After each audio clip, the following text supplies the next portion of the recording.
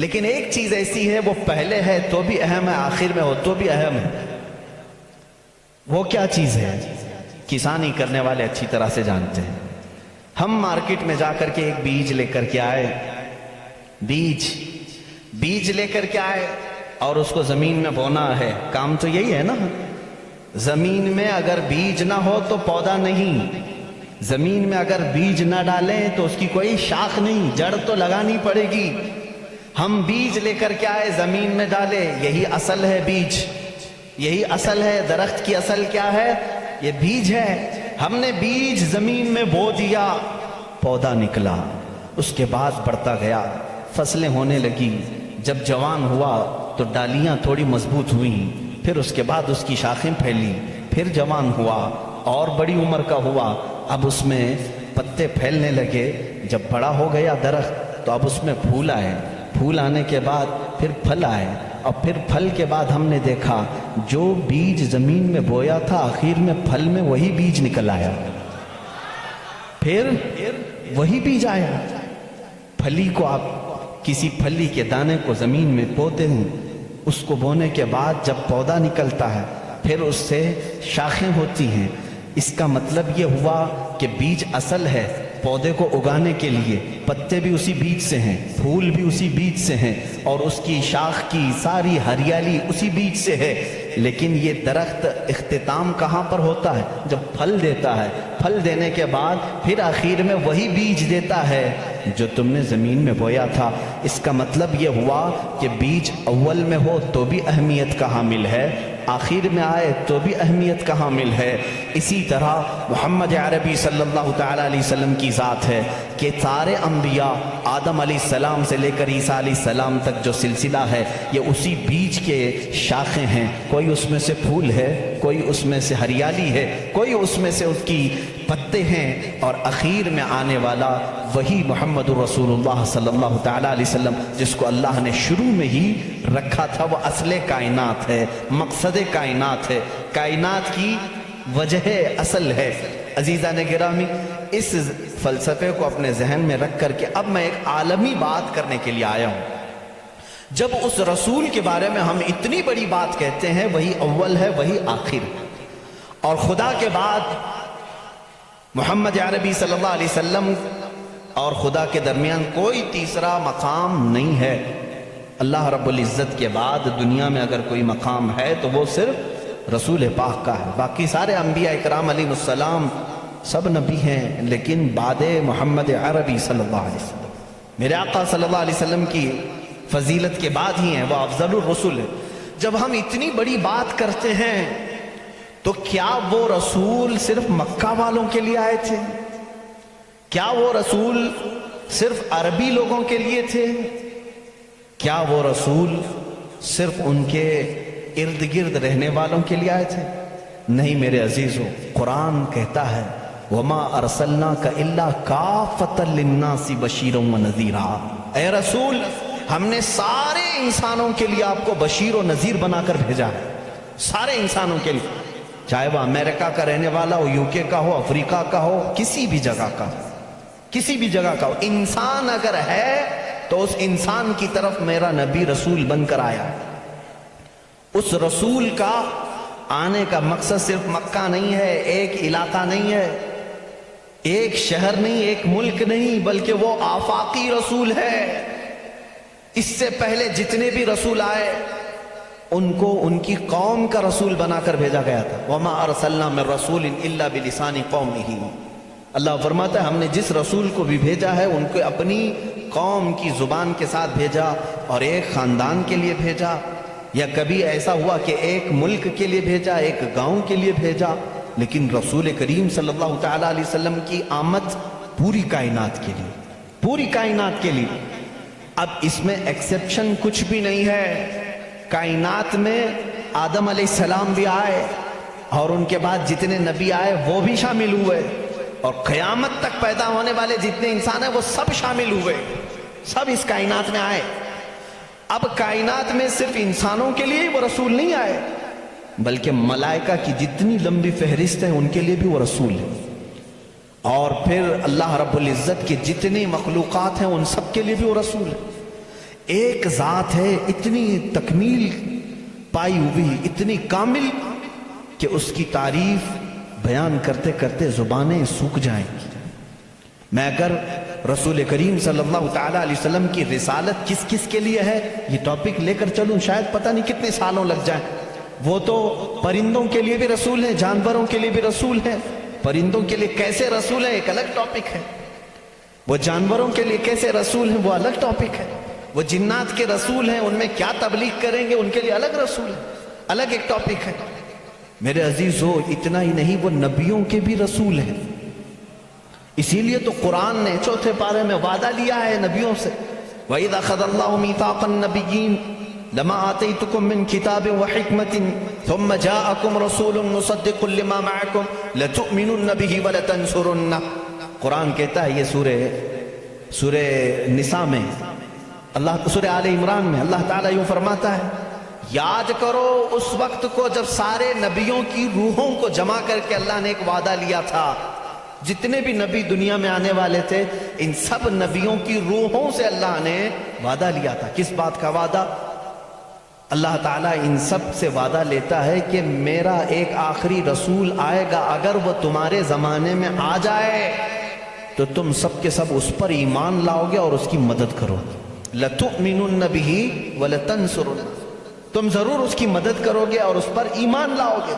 پھر کسی اور کی شریعت اس کے ہوتے ہوئے نہیں رہے گی، وہ رسول آ جائیں تو پھر ساری شریعتیں ختم ہوگی، صرف شریعت مصطفیٰ چلے گی۔ اسی لیے تو ایک بار حضرت عمر فاروق رضی اللہ تعالیٰ عنہ تورات پڑھ رہے تھے حضور کے سامنے، حضرت ابو بکر بھی بیٹھے تھے رضی اللہ تعالیٰ عنہما، تو حضور صلی اللہ تعالیٰ علیہ وسلم کا چہرے کا رنگ بدل رہا تھا، ناراضگی کے آثار نظر آ رہے تھے۔ حضرت عمر دیکھ ہی نہیں رہے تھے، وہ پڑھے جا رہے تھے۔ تورات کس کی کتاب ہے؟ موسیٰ علیہ السلام پر اتری مقدس کتاب ہے۔ حضور اکرم صلی اللہ تعالیٰ علیہ وسلم کے اس جلال کے اثر کو صدیق اکبر رضی اللہ تعالیٰ عنہ نے بانپ لیا۔ حضرت عمر کو انہوں نے زور سے کہا، اے عمر، دیکھتے نہیں رسول کریم صلی اللہ تعالیٰ علیہ وسلم کی ناراضگی کو؟ حضرت عمر نے کتاب بند کر دی، کہا، یا رسول اللہ صلی اللہ علیہ وسلم، اس کتاب کی تصدیق تو ہمارا قرآن بھی کرتا ہے کہ تورات آئی تھی، جگہ جگہ قرآن میں تورات کا ذکر ہے، یہ موسیٰ علیہ السلام پر اتری تھی اور اللہ کی کتاب ہے، وہی تو میں پڑھ رہا تھا۔ رسول پاک صلی اللہ تعالیٰ علیہ وسلم نے فرمایا، اے عمر، جس پر یہ کتاب اتری وہ کون ہے؟ موسیٰ علیہ السلام۔ اگر موسیٰ علیہ السلام بھی آج زندہ ہوتے تو وہ تورات نہیں قرآن پڑھ رہے ہوتے۔ ان کے پاس اس بات کے علاوہ کوئی اور دوسری گنجائش نہیں تھی کہ وہ صرف اور صرف مجھ پر ایمان لائیں اور قرآن پر عمل کریں اگر وہ زندہ ہوتے۔ اس کا مطلب یہ ہوا کہ یہ رسول انبیاء اکرام اور رسولوں کا بھی رسول ہے۔ اب یہاں پر میں تھوڑی سی باتیں آپ کو الگ انداز میں لے کر کے چلوں گا تاکہ میرے مخاطب اس زمانے میں بہت دوسرے لوگ بھی ہیں۔ الحمدللہ ایک مسلمان اپنے نبی کونین صلی اللہ تعالیٰ علیہ وسلم کے متعلق جان فدا کرنے کی بات کرتا ہے۔ یقیناً میں اگر کہوں محمد صلی اللہ تعالیٰ علیہ وسلم، میں نے کسی سے کہا نہیں کہ چوم لو، لیکن ہمارا دل کہتا ہے کہ وہ جب نام آئے تو ہم چوم لیتے ہیں، اتنا بھی عقیدہ ہمارے پاس ہے۔ اس رسول کریم صلی اللہ علیہ وسلم کی تعریف و توصیف ہم اپنے جو مجموع میں کرتے ہیں یہ صرف برکت کے لیے کرتے ہیں۔ آج میں ان سے بھی خطاب کرتا ہوں جنہوں نے رسول کو اب تک پہچانا بھی نہیں اور دوسرے کسی مذہب سے آج تک وابستہ ہیں۔ اس میں دنیا کے جو بڑے مذاہب ہیں، میں اپنے پڑھائی کے زمانے میں ان کتابوں کو پڑھا کرتا تھا تو مجھے حیرت ہوتی کہ جیوز دنیا کا ایک بڑا طبقہ ہے، یعنی مذہب کے اعتبار سے پرانا ہے، یہودی۔ بولتے بولتے آپ لوگ بھی سن کر کے تھک گئے ہوں گے، بلکہ اب تو کچھ لوگوں کو ایسا لگتا ہے یہ گالی تو نہیں ہے، نہیں بلکہ وہ ایک قوم کا نام ہے، ایک قوم ہے۔ جیسے کسی کو یزیدی کہہ دینا گالی ہو جاتا ہے، جبکہ وہ ایک شخص کا نام ہے۔ خیر، عیسائیت ایک قوم ہے جو حضرت عیسیٰ علیہ السلام پر ایمان لائی اور ان سے پہلے کے انبیاء اکرام پر ایمان لائی۔ ان کے علاوہ بھی کچھ دوسرے ریلیجن پائے گئے دنیا میں، جیسے بدھ مت ہے، آج اس کے ماننے والوں کو बुद्धिस्ट कहा जाता है, बुद्धिज्म। इनके अलावा एक जरदश्ती मजहब था ईरान का, पारसी जिनको आज हम कहते हैं।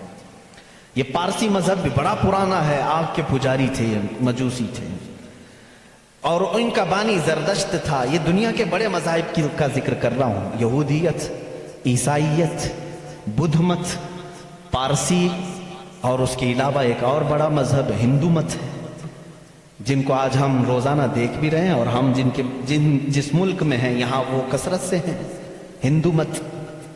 इन तमाम मज़ाहिब से मैं आज साबित करूंगा कि इन सब की किताबों में मेरे नबी का जिक्र आया है, जिसके मुतालिक ये खुद आज तक पढ़ नहीं पाते या पढ़ करके जानबूझ के छुपा लेते हैं।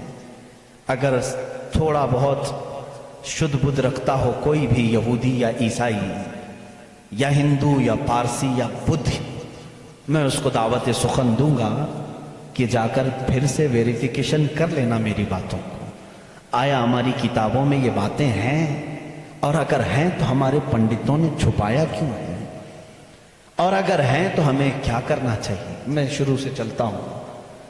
यहूदी जो मजहब है, नाम जो है आप यहूदी सुनते हैं, ये दरअसल हजरत याकूब अलैहिस्सलाम के 12 बेटे थे, उनमें से बड़े बेटे का नाम यहूदा था।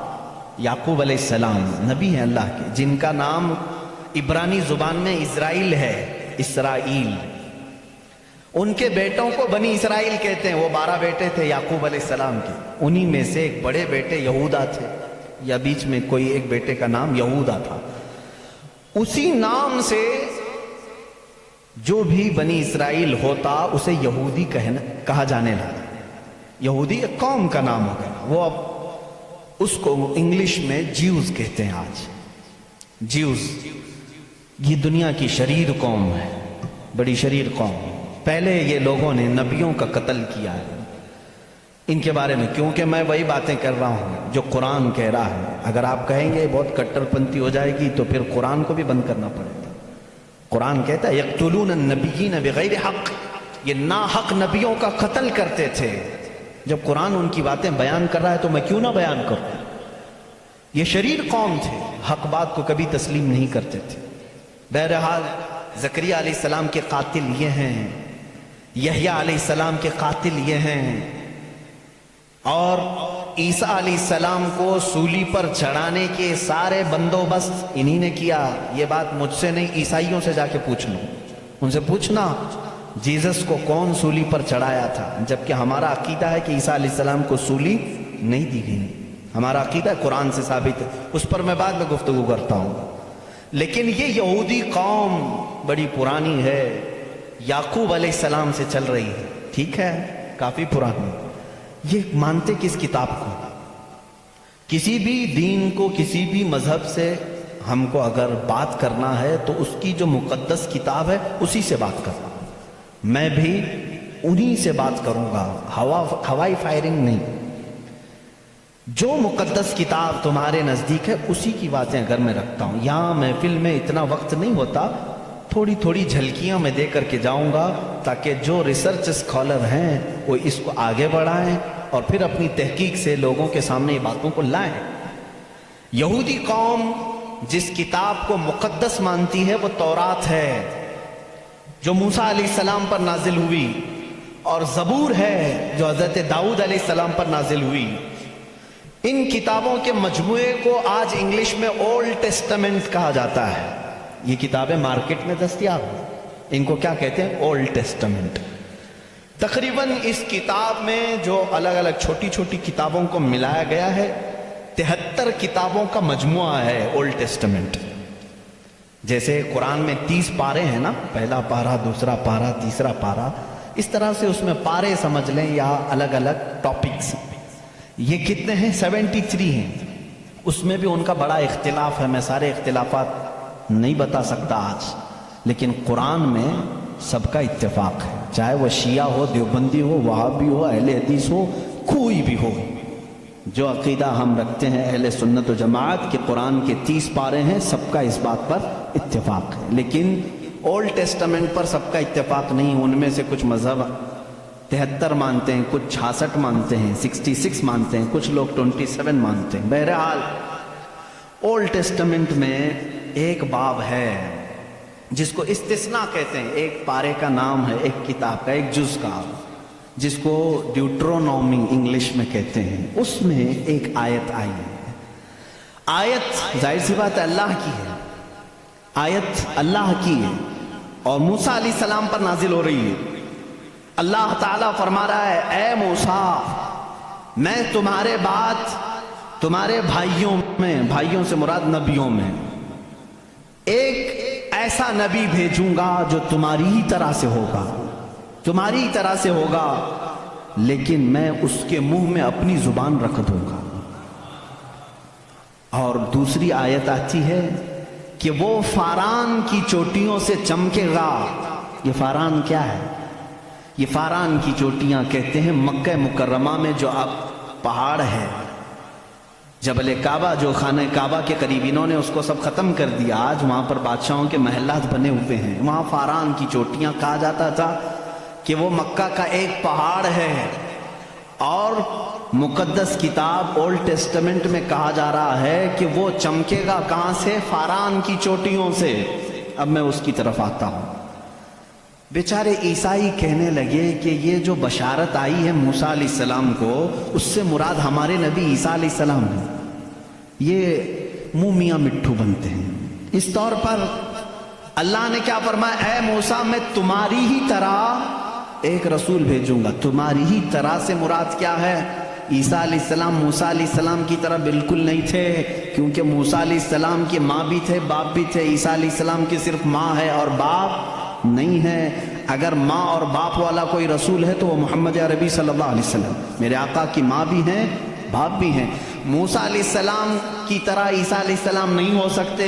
یہ میں کرسچن سے کہہ رہا ہوں، عیسائیوں سے کہہ رہا ہوں، جو یہ کہتے ہیں کہ موسیٰ کی بشارت میں ہمارے نبی کا ذکر آیا ہے۔ میں کہہ رہا ہوں نہیں، اس لیے کہ موسیٰ علیہ السلام کی شادی بھی ہوئی تھی، بچے بھی ہوئے تھے۔ عیسیٰ علیہ السلام کی شادی بھی نہیں ہوئی، بچے بھی نہیں ہوئے، وہ 33 سال کی عمر میں آسمانوں پر اٹھا لیے گئے۔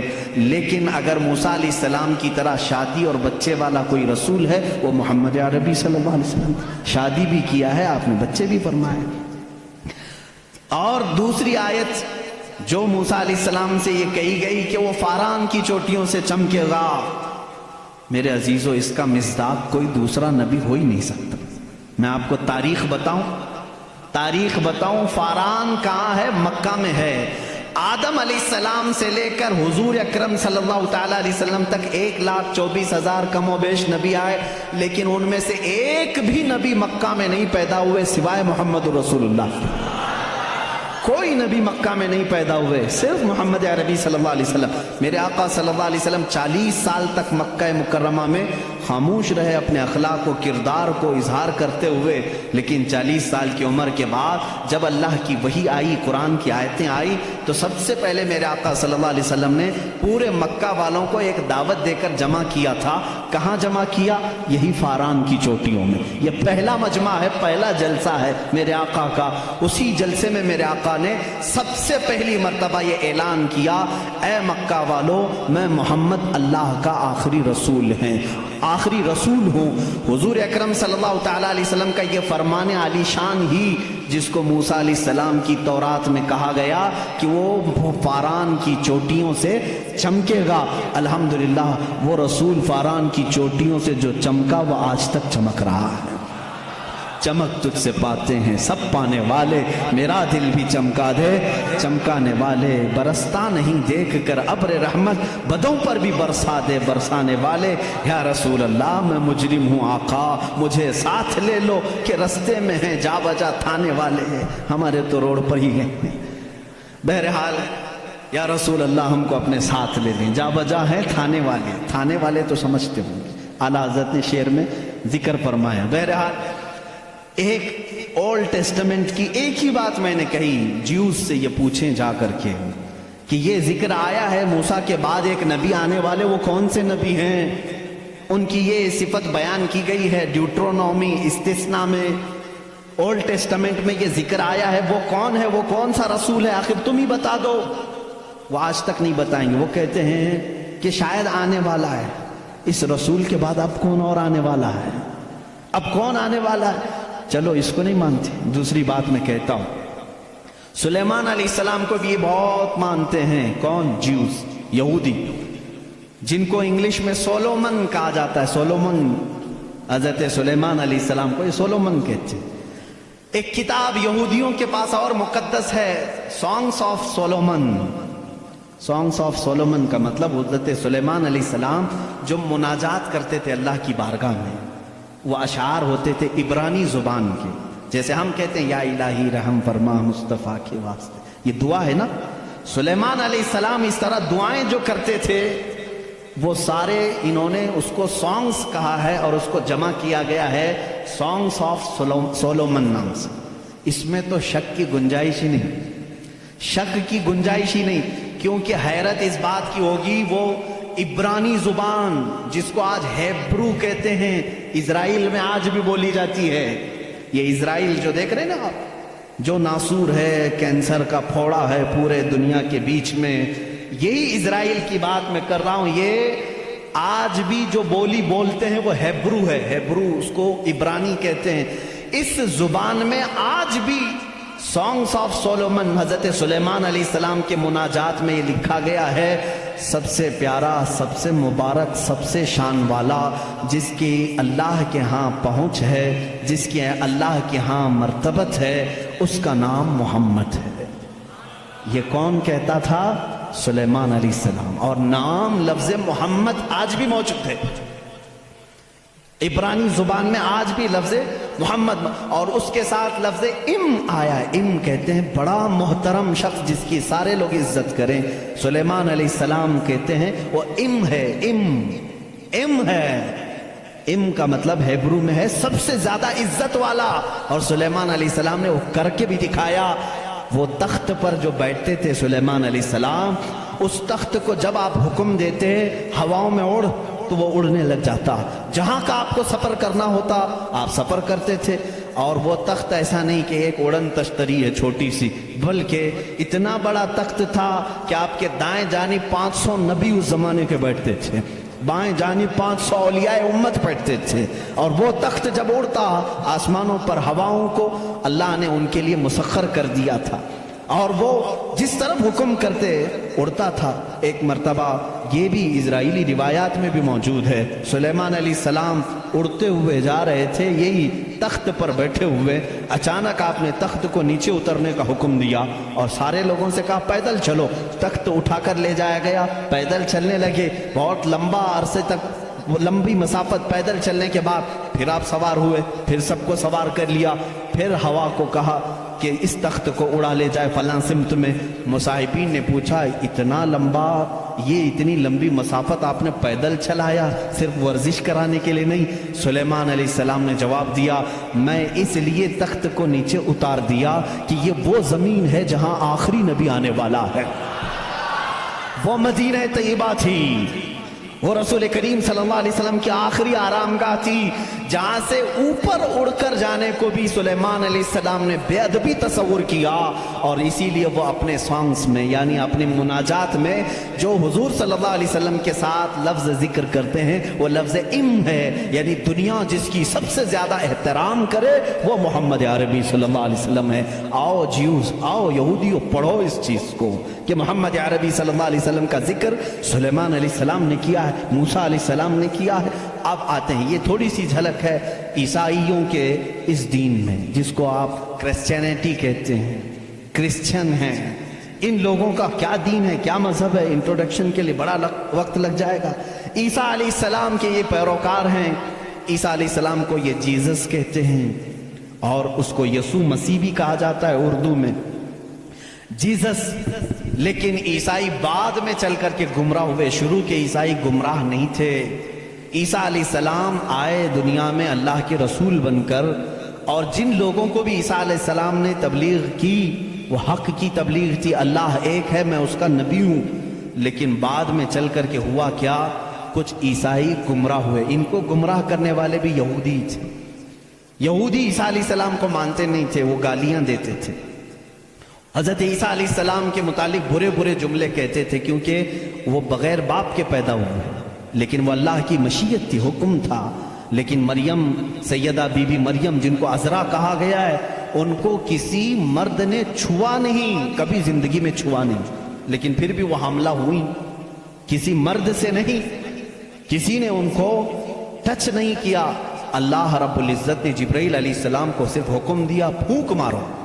جبرائیل علیہ السلام نے پھونک دیا اور وہ حاملہ ہوئی. اسی لیے عیسیٰ علیہ السلام کو روح اللہ کہا جاتا ہے. روح اللہ کہا جاتا ہے، وہ اللہ کی نشانی ہے. لیکن بعد کے عیسائی گمراہ ہوئے، یہ کیا کہنے لگے، نہیں ان میں آ کر کے بھی انہوں نے ہی شرپسندی پھیلائی یہودیوں نے کہ نہیں، عیسیٰ جو ہے وہ در حقیقت خدا کا بیٹا ہے، مریم خدا کی بیوی ہے اور عیسیٰ بیٹے ہیں. اس لیے کچھ لوگ ٹرائنیٹی کے قائل ہو گئے، تثلیث جس کو کہتے ہیں، تین خداؤں کو ماننا. یہ عیسائیوں کے دین میں آ گیا، یہ تین خدا ماننے لگ گئے. ایک اللہ کو بھی مانتے ہیں، دوسرے روح مقدس کو بعض لوگ، اور بعض لوگ بی بی مریم کو خدا کہتے ہیں، تیسرے حضرت عیسیٰ علیہ السلام جیزس گاڈ کہتے ہیں. مریم کو میری کہتے ہیں، میری بھی گاڈ ہے. اور اللہ رب العزت کو یہ فادر کہتے ہیں، گاڈ فادر کہتے ہیں. بہت سارے مسلمان یہ جملہ یوز کرتے ہیں، وہ ہمارے گاڈ فادر ہے، فلاں گاڈ فادر ہے. ہرگز نہ استعمال کریں. اللہ کو باپ کہنا اسلام میں جائز ہی نہیں. وہ لم یلد ولم یولد، نہ اس سے کوئی پیدا ہوا نہ وہ کسی سے پیدا ہوا. ہمارا عقیدہ یہ ہے. لیکن عیسائی بعد میں گمراہ ہوئے اور وہ تین خداؤں کا عقیدہ رکھنے لگ گئے. اب میں آ کر کے چلتا ہوں آگے. عیسائیوں کو اگر میں بتاؤں کہ تمہارے دین میں اصل بات کیا ہے جو عیسیٰ علیہ السلام کہہ گئے، جو آج تم نہیں کر رہے ہو، وہ صرف یہی بات ہے. عیسیٰ علیہ السلام اپنے حواریین سے کہتے ہیں، میں تمہیں ایک ضروری بات سناتا ہوں جس کو سننا ضروری ہے. اس کا حوالہ بھی میں دے دوں. یہ کہاں ہے، یہ بات کہاں ہے، کیونکہ میری باتوں کا ہو سکتا ہے ری ویریفیکیشن ہو، کراس ویریفیکیشن ہو، اور معلومات کرنے کے لیے میں آپ کو حوالہ دیتا ہوں، ریفرنس دیتا ہوں. عیسائیوں کی جو مقدس کتاب ہے اس کو نیو ٹیسٹمنٹ کہتے ہیں، بائبل بھی کہتے ہیں.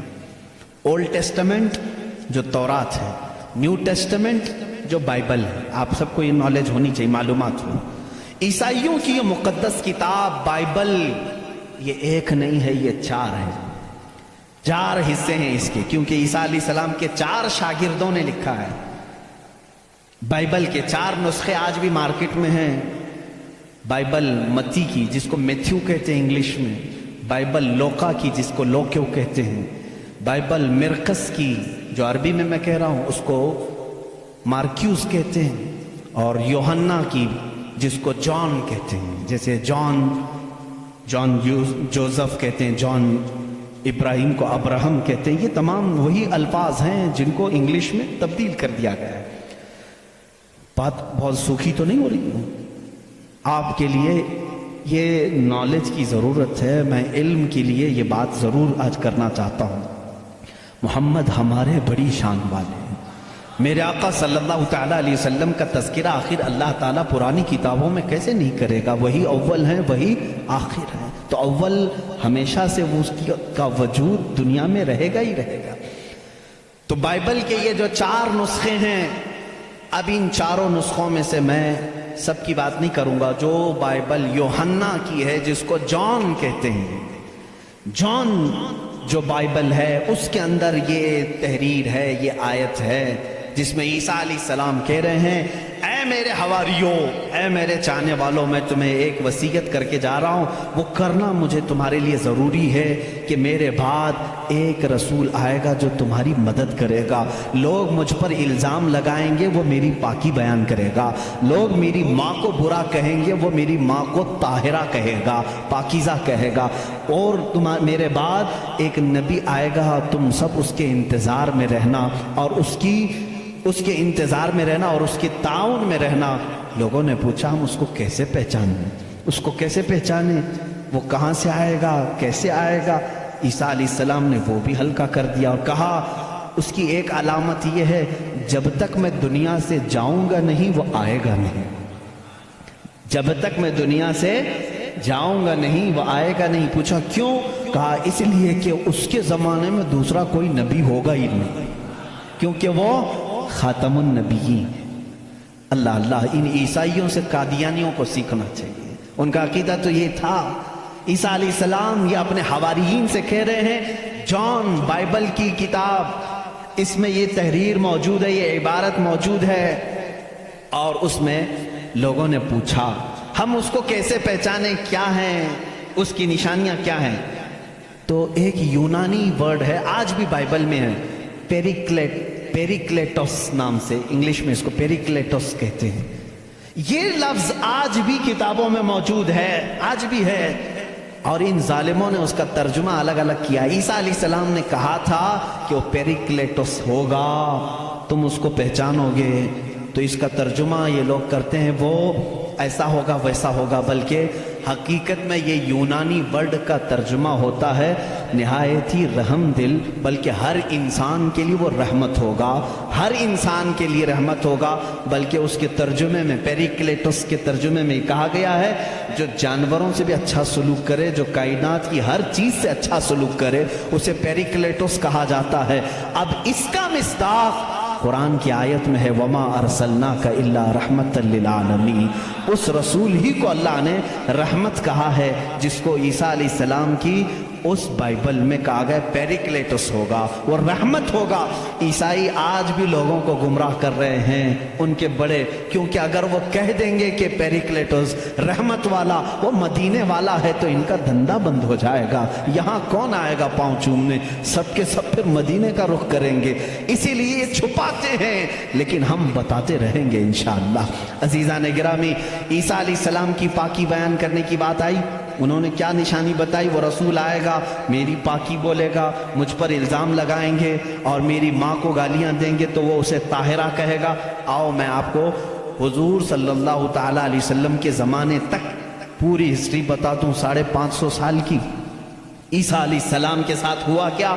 जब आप 33 साल की उम्र के थे, यहूदी दुश्मनी पर आ गए और ऐसी दुश्मनी किए कि आपको कत्ल करने का मंसूबा बनाकर आपके घर के इर्द गिर्द आ गए, यरूशलेम में, जहां ये आज जाकर के उसको अपनी कैपिटल सिटी बना रहे हैं। ईसा अलैहिस्सलाम को वहां पर इन्होंने घेर लिया।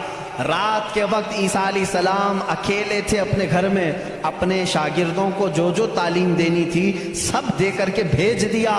और हजरत ईसा अलैहिस्सलाम ने कह भी दिया था, अब मैं तुमसे मुलाकात नहीं करूंगा, क्योंकि उन्हें भी पता था कि अब क्या होने वाला है। रात के वक्त यहूदी घर के अतराफ जमा हैं। उसके बाद एक यहूदी को उन्होंने भेजा कि जा अंदर देख कर क्या ईसा है कि नहीं है। वो अंदर गया, मेरे रब की हिकमत देखें, अल्लाह ताला ने ईसा अलैहिस्सलाम को उसी वक्त आसमानों पर उठा लिया, और जो अंदर आया था उसको ईसा अलैहिस्सलाम की शक्ल दी थी। जो ढूंढने आया था ईसा अलैहिस्सलाम की आधी शक्ल, चेहरे से लेकर या पेट तक की शक्ल, उसको अल्लाह ने दे दी। अब बहुत देर तक वो बाहर नहीं आया, तो बाहर जो कत्ल के मंसूबे से खड़े थे उन्होंने कहा उसका क्या इंतजार करें, हमला करो, हमला करो, धावा बोल दो। घर पर सब घुस गए। अंदर आए तो जोश में होते, जैसे आतंकी जोश में होते हैं, उन्हें पता ही नहीं रहता किसको मार रहे हैं किसको जला रहे हैं। ये अंदर आए, देखा पलंग पर ईसा की शक्ल है अलैहिस्सलाम, उसको पकड़ा और कैद करके लाए, उसे मारा और ला करके सूली पर चढ़ा दिया, उसको फांसी दी थी। किसको किसको फांसी दी है? अब सबको मालूम होना चाहिए। ये ईसाइयों को भी मालूम नहीं था, यहूदियों को भी मालूम नहीं था किसको फांसी दी, क्योंकि ये बताने के लिए अब कोई नबी ही तो आना चाहिए। हुआ क्या था अंदर घर में, हुआ क्या था, कौन बताएगा? यहूदी जल्दी से पकड़कर लाकर फांसी तो दे दिए, लेकिन बाद में उनको खुद को टेंशन होने लगा कि हमने ईसा को फांसी दी तो हमारा आदमी कहां गया? जिसको चेकिंग के लिए भेजा था वो गायब ही हो गया, वो कहां गया? और अगर ये हमारा आदमी है, क्योंकि नीचे से हमारा ही दिख रहा है, पैरों तक अल्लाह ने बदला नहीं था, आधी शक्ल अल्लाह ने ईसा अलैहिस्सलाम की दी थी, नीचे से देखने में तो ये हमारा ही लग रहा है। और ये अगर हमारा है तो फिर ईसा कहां गए? इसी टेंशन में मालूम है 500 साल गुजर गए। इस टेंशन में 500 साल गुजर। अब बेचारे ईसाइयों को यह भी नहीं मालूम था। ईसाइयों को कौन बताएगा? क्योंकि ईसा अलैहिस्सलाम के बाद से लेकर हमारे नबी तक बीच में कोई नबी नहीं आए, कोई नबी नहीं आए। ईसा अलैहिस्सलाम को आसमानों पर जब उठा लिया गया तब से तारीख शुरू हुई। جو آج ہم تاریخ میں بیٹھے ہوئے ہیں 2021 میں، یہ 2021 سے پہلے کا واقعہ ہے۔ اب تاریخ وہاں سے شروع ہوئی، ٹھیک 570 سال گزر چکے تھے، عیسیٰ علیہ السلام کو آسمانوں پر اٹھا لیا گیا، جھگڑے چلتے رہے عیسائیوں کے اور یہودیوں کے، یہ ان کو قتل کرتے تھے، وہ ان کو قتل کرتے تھے، کئی بار بیت المقدس کو لوٹا گیا، کبھی عیسائی وہاں پر قابض ہوتے تھے، کبھی یہودی قابض ہوتے تھے، کیونکہ عیسائیوں کے لیے بھی مقدس تھا، یہودیوں کے لیے بھی مقدس تھا، لڑائیاں چلتی رہتی تھی، وہ عیسیٰ علیہ السلام کو گالیاں دیتے تھے اور ان کو کہتے تھے کہ وہ فلاں سے پیدا ہوا، فلاں سے پیدا ہوا، بی بی مریم کو زنا کی تہمت لگاتے تھے۔ عیسائی صفائی دیتے رہتے تھے، نہیں وہ اللہ کی طرف سے آئے تھے، بعد میں پھر ان کا بھی بگڑ گیا عقیدہ، نہیں اگر یہ بار بار کہہ رہے ہیں کہ عیسیٰ کے باپ نہیں تھے، کیسے ہو گئے، تو عیسائی بولنا شروع کر دیا ان کا باپ تو اللہ ہی تھا، خدا ہی تھا، تو یہ ان سے بچنے کے لیے اسی ٹینشن میں 550 سال چلے گئے۔ پھر میرے آقا صلی اللہ تعالیٰ علیہ وسلم تشریف لائے، جب مدینہ طیبہ میں آئے تو ان لوگوں کے جھگڑے دیکھے، مدینے میں عیسائی بھی تھے، یہودی بھی تھے، اور حیرت کی بات میں آپ کو بتاؤں، مدینے میں عیسائی بھی تھے، یہودی بھی تھے، کیوں تھے یہ لوگ پہلے سے یہاں پر؟ بڑا طویل واقعہ ہے، یہ گاؤں بھی نہیں تھا، شہر بھی نہیں تھا، کچھ بھی نہیں تھا، مدینہ کچھ بھی نہیں تھا۔ ایک بار یمن کا بادشاہ وہ حج کے لیے آیا تھا، خانہ کعبہ کا طواف کرنے کے لیے، اس کے ساتھ 700 علماء تھے، کتنے؟ 700 علماء تھے۔ وہ جب واپس جا رہا تھا تو وہ علماء جو تورات بھی جانتے تھے، انجیل بھی جانتے تھے، انہوں نے ساری علامتیں میرے نبی کے آنے کی پڑھ لی تھی، انہوں نے زمین کو دیکھا اور پہچان لیا، کہا وہ آخری رسول جو آئیں گے وہ اسی زمین پر آئیں گے، کیونکہ ہماری کتابوں میں لکھا گیا ہے عرب کے صحرا میں ایک چٹیل میں ایک زمین ایسی ہوگی جو پہاڑوں سے گھری ہوگی اور درخت کھجوروں کے کثرت سے ہوں گے، وہاں ہریالی ہوگی، اس کے بیچ میں وہ رسول آخری زمانے میں آئے گا۔ ان لوگوں نے پہچان لیا یہی زمین ہے، تو وہ عیسائی اور یہودی جو علماء تھے، وہ 700 علماء بادشاہ کے ساتھ جانے سے منع کر دیا، انہوں نے کہا ہم یہیں رہیں گے اور اس نبی کا انتظار کریں گے، وہ جب آئیں گے ہم ان کے انتظار میں رہیں گے۔ تو مدینہ بسایا گیا تھا کس کے لیے؟ میرے نبی کے انتظار میں، اس سے پہلے وہاں آبادی نہیں تھی، کوئی آبادی نہیں، اور بسایا ہی نہیں، یہودیوں نے، یہودی ہی انتظار میں آ کر کے مدینے میں رہے۔ اور اتنا ہی نہیں، وہ بادشاہ نے ان کے لیے سب کے لیے گھر بنائے، ایک آبادی بنی، اور اپنا ایک لیٹر بھی دے کر کے گیا کہ اگر وہ نبی آ جائیں تو میرا یہ خط ان کو دے دینا کہ میں بھی ان پر ایمان لاتا ہوں۔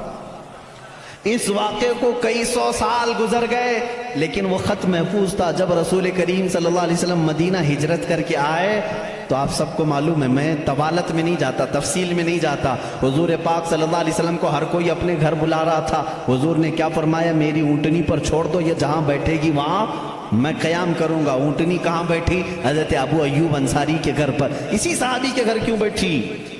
حضور صلی اللہ تعالیٰ علیہ وسلم اس گھر میں مہمان ہوئے حضرت ابو ایوب انصاری کے۔ روایت یہ ملتی ہے کہ دوسرے ہی دن ابو ایوب کے پاس، انصاری رضی اللہ تعالیٰ عنہ کے پاس، وہ لیٹر موجود تھا جو بادشاہ نے دیا تھا، وہ خط موجود تھا جو کئی سو سال پہلے بادشاہ دے کر گیا تھا، وہ ان کی اولادوں میں چلتا آ رہا تھا، اور وہ حضرت ایوب علیہ السلام، ابو ایوب انصاری رضی اللہ تعالیٰ عنہ کے تک پہنچا، اور وہ حضور صلی اللہ تعالیٰ علیہ وسلم کی خدمت میں پہنچا۔ میرے عزیزو، ان عیسائیوں نے اور یہودیوں نے مدینہ بھی بسایا میرے نبی کے انتظار میں، لیکن جب وہ رسول حقیقت میں آ گئے تو انہوں نے کیا کیا؟ ایمان لانے سے انکار کر دیا، نہیں مانے، کیونکہ اس وقت دھندا زوروں پر تھا۔ لوگوں کو جو بیوقوف بنانے کا دھندا ہے وہ بابا گیری میں بہت زیادہ تھے، عیسائی بھی اور یہودی بھی، لوگوں کو پاگل بنانا، ان سے پیسے ایٹھنا، یہ کاموں میں مصروف تھے۔ اگر وہ نبی کی طرف لوگوں کو کہہ دیں یہی آخری رسول ہے، یہاں کیسے چلے گا پھر کام؟ اس لیے وہ انکار کر گئے۔ اب میں آپ کو بتاتا ہوں عیسیٰ علیہ السلام نے جو کہا تھا حواریین سے، وہ رسول آئے گا، میری پاکی بولے گا، اور بی بی مریم کو طاہرہ کہے گا جب لوگ ان پر الزامات لگا رہے ہوں گے۔ میرے آقا صلی اللہ تعالیٰ علیہ وسلم جب مدینہ تشریف لائے تو دیکھا یہودی اور عیسائی آپس میں لڑتے ہیں، یہ ان کو تانا مارتے ہیں، وہ ان کو تانا مارتے ہیں، کسی کو حقیقت کا علم ہی نہیں تھا۔ آخر ان کو سولی دی گئی یا قتل کیا گیا، کیا ہوا کسی کو نہیں معلوم تھا۔ پہلی مرتبہ میرے آقا صلی اللہ علیہ وسلم پر قرآن کی آیت آئی، اللہ رب العزت نے فرمایا بل رفعہ اللہ الیہ۔ یہ لوگ آپس میں جھگڑتے ہیں، ان کو یہودی کہتے ہیں ہم نے سولی پر چڑھا دیا، پھانسی دے دی، عیسائی کہتے ہیں نہیں وہ غائب ہو گئے ہیں، آئیں گے، اے نبی آپ فرما دیں نہ عیسائی صحیح کہہ رہے ہیں نہ یہودی صحیح کہہ رہے ہیں، بلکہ اللہ نے عیسیٰ کو آسمانوں پر اٹھایا ہے۔ میرے آقا صلی اللہ علیہ وسلم نے سب سے پہلی مرتبہ یہ بیان کیا، اور پھر یہودیوں سے کہا اے یہودیوں تم ہرگز بی بی مریم کی طرف انگلی نہ اٹھانا، اس لیے کہ وہ بتول ہیں، وہ عذرا ہیں، انہیں کسی بشر نے چھوا تک نہیں۔ عیسیٰ علیہ السلام جو پیدا ہوئے وہ اللہ کی نشانی ہے۔ اب مجھے بتاؤ، عیسائیوں کے اوپر 500 سال سے یہ غلاظت ڈال رہے تھے، کون؟ یہودی 500 سال سے گالیاں دے رہے تھے۔ ان عیسائیوں کو احسان ماننا چاہیے میرے رسول پاک کا۔ میرے رسول کریم صلی اللہ تعالیٰ علیہ وسلم نے سیدنا عیسیٰ علیہ السلام کی طہارت بیان کی کہ وہ اللہ کے بیٹے نہیں ہیں، وہ پاکیزہ ہیں، وہ اللہ کی مخلوق ہیں، اور دوسری طہارت بیان کی سیدہ بی بی مریم کی کہ وہ پاکیزہ ہے، طاہرہ ہے، بتول ہے، عذرا ہے۔ اب عیسائیوں کو یہ تسلیم کرنا چاہیے کہ ہم کو یہودیوں کے ان الزامات سے اگر کسی نے بچایا ہے تو وہ محمد رسول اللہ ہے۔ عیسائیوں کی کتاب میں یہ ساری چیزیں موجود ہیں میرے عزیزوں۔ اب یہاں پر بات بہت زیادہ ہے، میں آپ کو مختصر لے کر کے جا رہا ہوں۔ دنیا کے جو بڑے مذاہب ہیں، جو بڑے ریلیجین ہیں، ان میں سے یہودی بھی ہیں، عیسائی بھی ہیں۔ تیسرے نمبر پر اگر میں بدھ مت کا ذکر کروں، بدھا جس کو گوتم بدھ کہتے ہیں، اس دین کا بانی، اس دین کا فاؤنڈر، اس دین کا موجد گوتم بدھ، اس کی تعلیمات، اس کی کتابیں آج بھی موجود ہیں۔ کتابیں جو دساتیر کہلاتی ہیں، گوتم بدھ کی کتابوں میں اخلاق زیادہ سکھائے گئے ہیں، تصوف زیادہ سکھایا گیا ہے، دنیا سے کنارہ کشی زیادہ سکھائی گئی ہے۔ جیسے آج بھی گوتم بدھ کے ماننے والے یہ کہتے ہیں، عیسائیوں میں جس طرح فرقے ہوئے اسی طرح بدھ مت میں بھی فرقے ہوئے۔ اس میں سے جیسے کچھ ننگے رہنے والے، کچھ لوگ کپڑے پہننے والے، کچھ پوری دنیا کو چھوڑنے والے، کچھ دنیا میں سے تھوڑا چکھنے والے، سب طرح کے ہوئے۔ لیکن گوتم بدھ کی جو تعلیمات تھی وہ دنیا سے کنارہ کشی کے لیے تھی۔ گوتم بدھ دنیا کا ایک بڑا اس زمانے میں پیروکار جس کے رہے ہوں ایسا شخص تھا۔ اب اس کی ایک کتاب جو اس کے ایک شاگرد نے لکھی ہے، اس کی تعلیمات کو جمع کیا ہے، جس کو کہتے ہیں چکاوتی سننا، یہ کتاب ہے۔ اس کتاب میں گوتم بدھ تعلیم دے رہا ہے، کہتا ہے کہ اے میرے چاہنے والوں، اے میرے مریدوں، اے میرے شاگردوں، سنو میں تمہیں ایک بڑی بات بتاتا ہوں۔ کہا میں ایک ہی بدھا نہیں ہوں، دنیا میں ایک بہت بڑا بدھا آئے گا۔ بدھا کہتے ہیں پاکیزہ اور مقدس آدمی کو، مقدس آدمی کو بدھا اس زبان میں کہا جاتا ہے۔ ایک اور ایک بڑا بدھا آئے گا اور وہ تبلیغ کرے گا۔ اس کی تبلیغ شروع میں بھی عروج پر ہوگی اور جب پھیلے گی تو ہزاروں کی تعداد میں ہوگی۔ اس نے کہا جس طرح میرے شاگرد سینکڑوں میں ہیں، اس کے شاگرد لاکھوں میں ہوں گے۔ بدھا نے کہا گوتم بدھ عیسیٰ علیہ السلام سے بھی 700 سال پہلے کا ہے، 700 سال پہلے عیسیٰ علیہ السلام سے۔ میں تو عیسیٰ علیہ السلام کا ذکر کر چکا بھی۔ گوتم بدھ کی تعلیمات میں یہ ہے، کتاب آج بھی ہے چکاوتی سننا جس کا میں ذکر کر رہا ہوں، جس میں ایک لفظ اس نے کہا کہ ایک شخص آئے گا جو لوگوں کے دلوں کو بدل دے گا، لوگوں کو برے اخلاق سے نکالے گا، وہ شراب کو منع کرے گا اور وہ لوگوں کی جانوں کو بچائے گا، وہ عورتوں کی عزت کرے گا اور وہ نہایت ہی حسین و جمیل ہوگا۔ یہ سب الفاظ موجود ہیں۔ اس کے شاگردوں نے پوچھا اب وہ آئے گا تو ہم اس کو کیسے پہچانیں؟ اس نے بھی ایک لفظ کہا، اس نے کہا وہ مائتریا ہوگا۔ یہ وہی الفاظ میں بیان کر رہا ہوں، تھوڑے خشک ہیں، اس کو سمجھ لیں آپ، اس لیے کہ میری تقریر وہ لوگ بھی سنیں گے تو وہ چیک کریں گے۔ مائتریا ہوگا، گوتم بدھ کہتا ہے وہ آئے گا، وہ اس کو مائتریا کہیں گے، مائتریا کہیں گے۔ مائتریا کا اب لفظ کا ترجمہ نکالنا پڑے گا کہ کیا ہے یہ، حقیقت میں اس کا معنی کیا ہے۔ مائتریا کا جب عربی میں ٹرانسلیٹ کیا گیا تو اس کو کہا گیا رحمت للعالمین۔ اس نے کہا اس کو کہا جائے گا مائتریہ. مائتری کا مطلب ہوا سارے جہانوں کے لیے جو رحمت ہوگا. مجھے بتاؤ میرے عزیزوں، سارے جہانوں کے لیے رحمت میرے نبی کے علاوہ کون بن کر آیا؟ قرآن کہتا وما ارسلناک الا رحمت للعالمین. اے محبوب، ہم نے آپ کو سارے جہانوں کے لیے رحمت بنا کر کے بھیجا ہے. گوتم بدھ نے پھر جو نشانیاں بتائی وہ حیرت کی ہیں، حیرت کی. اس کا ایک خادم تھا انندا نام سے، اس خادم کو لے کر کے وہ ہمیشہ چلتا تھا اور اس کی وہ بڑی حفاظت کرتا تھا انندا.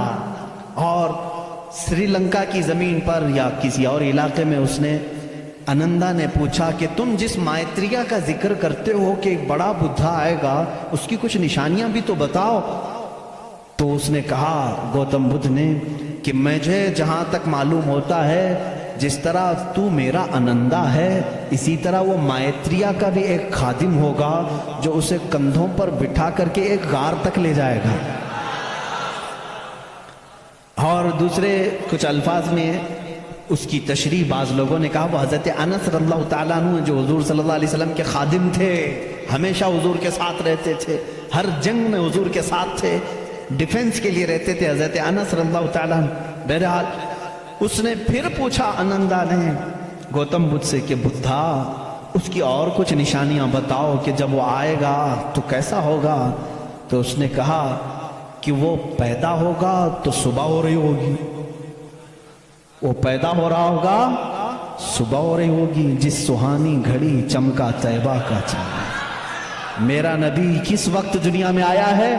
صبح صادق کے وقت ہے، جب صبح سورج ابھی طلوع نہیں ہوتا، جو نماز فجر کا وقت ہو رہا ہوتا ہے، اسی صبح صادق میں میرے آقا کی جلوہ گری ہوئی ہے. یہ ان کی کتابوں سے. میں پہلے اب یہاں پر ایک بات اس کو واضح کر دوں، اسپشٹ کر دوں اس چیز کو ان کی زبان میں کہ ہمیں ہماری نبی کو پہچاننے کے لیے کسی دوسرے دین کی ضرورت نہیں. میں اپنے نبی کو رحمت للعالمین تسلیم کرتا ہوں. میرا قرآن کہہ رہا ہے بس مجھے کافی ہے. میں تو تم سے کہہ رہا ہوں ان لوگوں سے جس کو تم مقدس مانتے ہو، چلو ہم انہی کو اٹھا کر تمہیں بتائیں. ظاہر سی بات ہے الفضل لما شہید بہ الاعداء، عربی میں کہا جاتا ہے فضیلت تو اس کی ہے جس کی دشمن بھی گواہی دیتے ہیں. اب بدھا یہ کہتا ہے، گوتم بدھ ہی کہتا ہے کہ وہ بدھا آئے گا تو وقت صبح کا ہو رہا ہوگا. پھر کہا اس نے کہ اس کی ایک اور علامت میں تمہیں بتاؤں کہ اس کو بہت بڑی بصیرت ملے گی، بہت بڑی بصیرت، نالج اس کے پاس بہت بڑا آئے گا، اتنا بڑا آئے گا کہ وہ اس نالج سے پوری دنیا کو دیکھے گا. اتنا نالج اس کے پاس، میں اس کو بصیرت کو نالج کہہ رہا ہوں، اتنی فہم اتنی ادراک اس کو ملے گی. یہ گوتم بدھ کہہ رہا ہے اپنے خادم سے انندا سے کہ اتنی نالج اس کو ملے گی کہ اس سے وہ پوری دنیا کو دیکھے گا اور اسی سے وہ پوری دنیا کے نظام کو چلانے کی بات کرے گا. لیکن اس کی علامت یہ کہ یہ ہوگی کہ وہ جو نالج، وہ جو بصیرت اس کو ملے گی اس بدھا کو، وہ رات کے وقت ملے گی. وہ کب ملے گی؟ رات کے وقت ملے گی. میں یہ کہتا ہوں جس بصیرت کا وہ ذکر کر رہا تھا میرے مصطفیٰ کے لیے وہ قرآن پاک ہے اور وہ نازل ہوا ہے. قرآن خود کہتا ہے انا انزلناہ فی لیلۃ القدر، ہم نے قرآن کو نازل کیا ہے. کب نازل کیا ہے؟ لیلۃ القدر میں، رات کے وقت نازل کیا ہے. گوتم بدھ کہہ رہا ہے اسے ایک بصیرت ملے گی، بہت بڑی نالج ملے گی اور وہ رات کے وقت ملے گی اور وہ رات بہت چمکدار ہوگی. وہی تو ہمارا قرآن کہہ رہا ہے لیلۃ القدر خیر من الف شہر. اس رات کو تم کیا جانو، وہ ایک رات 1000 مہینوں سے بہتر ہے. رات کے وقت بصیرت ملی. تیسری اور ایک اس نے علامت بتائی.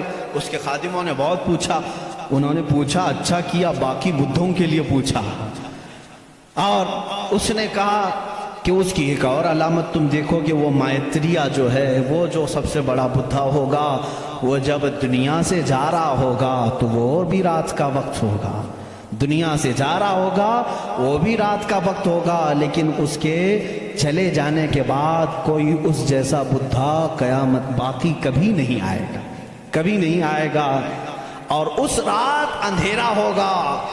یہ سب اس نے، یہ چکاوتی سننا جو کتاب میں بتا رہا ہوں اس میں اور کچھ دساتیر ہیں، اس میں یہ باتیں بیان کی گئیں.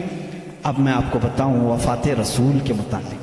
میرے آقا صلی اللہ تعالیٰ علیہ وسلم جس وقت دنیا سے رخصت ہو رہے تھے، ماں عائشہ صدیقہ رضی اللہ تعالیٰ عنہا اس کی گواہ ہیں، وہ پیر کا دن تھا، شام ہو چکی تھی، رات کا وقت تھا، بعض روایات میں ہے رسول کریم صلی اللہ تعالیٰ علیہ وسلم اس وقت نزع کی عالم میں تھے، حضرت عائشہ صدیقہ کے زانوں پر سر رکھ کر آرام فرما تھے، اور اچانک دروازے پر دستک ہوئی اور حضور اکرم صلی اللہ علیہ وسلم نے فرمایا اجازت ہے اندر آ جاؤ۔ حضرت عائشہ نے کہا کون ہے جو اندر آ رہا ہے، اس حالت میں آپ کی تکلیف ہے ابھی؟ رسول کریم صلی اللہ علیہ وسلم نے فرمایا عائشہ یہ وہ آیا ہے جو کسی کے پاس جانے کے لیے کبھی اجازت نہیں مانگتا، وہ ملک الموت، صرف میرے پاس آنے کے لیے وہ اجازت مانگ رہا ہے، اور آج کے بعد پھر کسی کے پاس جانے کے لیے اجازت نہیں مانگے گا۔ میں نے اجازت دے دی، ملک الموت آئے، رسول کریم صلی اللہ تعالیٰ علیہ وسلم کی روح پاک کو نکالا، رب اعلیٰ کے پاس لے گئے۔ یہ حضور کی وفات کے آخری اوقات، وہ بڑے غمگین ہیں، میں پھر جذبات میں ڈوب جاؤں گا۔ حضور اکرم صلی اللہ تعالیٰ علیہ وسلم جب وفات پائے، حضرت عائشہ صدیقہ رضی اللہ تعالیٰ عنہا کو خبر ہی نہیں تھی اس چیز کی، وہ باتیں کرتے ہوئے مصروف تھی۔ حضور اکرم صلی اللہ تعالیٰ علیہ وسلم کے ساتھ باتیں کرنے میں وہ مصروف تھیں، اچانک صدیق اکبر رضی اللہ تعالیٰ عنہ حجرے میں داخل ہوئے، اندھیرا تھا۔ حضور اکرم صلی اللہ علیہ وسلم کے جسم اقدس کے پاس جیسی آئے، حضرت صدیق اکبر نے محسوس کر لیا کہ اللہ کے آخری رسول اب دنیا سے پردہ فرما چکے۔ آپ اپنے آنسوؤں کو ضبط نہ کر سکے، آپ نے انا للہ پڑھا اور سیدھے میرے آقا کے ماتھے کو بوسہ دیا، اور اس کے بعد روتی ہوئی آنکھوں سے صدیق اکبر نے کہا واللہ لن یجمع الموتین، اللہ کی قسم اب اللہ تعالیٰ دوسری موت کبھی آپ پر نہیں لائے گا۔ ایک موت آنی تھی وہ آ گئی، اے رسول اب دوسری موت کبھی نہیں آئے گی۔ حضرت عائشہ نے یہ سن کر کے فوراً استعجاب کا اظہار کیا۔ وہ کہتی ہیں اس وقت تک انہیں احساس نہیں ہوتا کہ یہ آقا رسول کریم صلی اللہ تعالیٰ علیہ وسلم دنیا سے پردہ کر چکے ہیں۔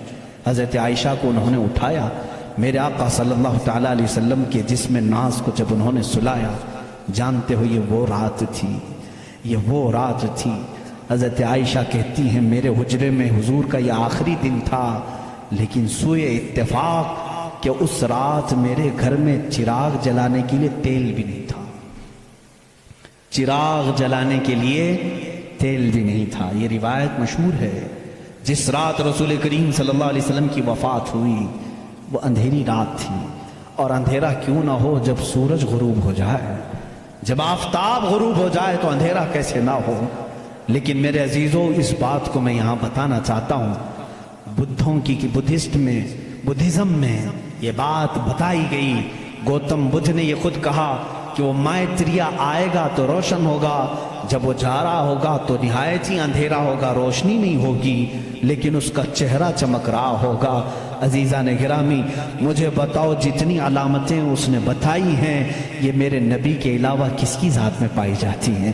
اور بھی دیگر مذاہب ہیں دنیا کے، وقت نکل گیا۔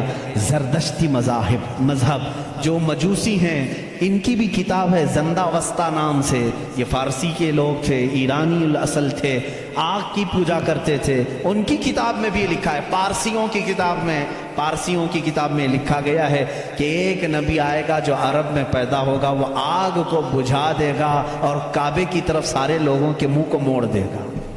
اس نے کہا اس وقت تک لوگوں کا قبلہ کعبہ نہیں تھا، بیت المقدس کی طرف منہ کر کے پڑھتے تھے۔ زندہ وسطہ کتاب یہ پارسیوں کی کتاب ہے جس میں یہ زردشتی مذہب کو مانتے ہیں، وہ اس میں بشارت دی گئی ہے ایک نبی آئے گا، عرب میں پیدا ہوگا، آگ کو بجھا دے گا اور سارے لوگوں کا منہ کعبے کی طرف پھیر دے گا۔ مجھے بتاؤ کعبے کی طرف کسی اور نبی نے نہیں پھیرا، بلکہ مصطفیٰ کریم صلی اللہ تعالیٰ علیہ وسلم جب مدینہ طیبہ تشریف لائے اس وقت بھی لوگوں کا قبلہ بیت المقدس تھا، بیت المقدس قبلہ تھا۔ حضور صلی اللہ علیہ وسلم 17 مہینے تک بیت المقدس کی طرف منہ کر کے نماز پڑھاتے رہے مدینہ طیبہ میں، ایک علاقہ ہے آج بھی وہاں جہاں آج مسجد قبلتین بنی ہوئی ہے، وہاں میرے آقا صلی اللہ علیہ وسلم ظہر کی نماز پڑھا رہے تھے، 2 رکعت ہو چکی تھی، بیت المقدس اس طرف ہے، خانہ کعبہ اس طرف ہے، دونوں اپوزٹ سائیڈ میں ہے، بیت المقدس کی طرف منہ کر کے میرے آقا امام ہیں، نماز پڑھا رہے ہیں، پیچھے صحابہ کی صفیں، 2 رکعت ہوئی تھی، حضور کے دل میں یہ خیال آنے لگا کاش ہمارا چہرہ کعبے کی طرف ہوتا تو اچھا ہوتا، بیت المقدس بھی افضل ہے لیکن کعبہ وہ ہے جہاں میرے آقا کی ولادت ہوئی ہے، میرے آقا کا آبائی وطن، حضور کعبے سے نہایت محبت کرتے تھے، اگر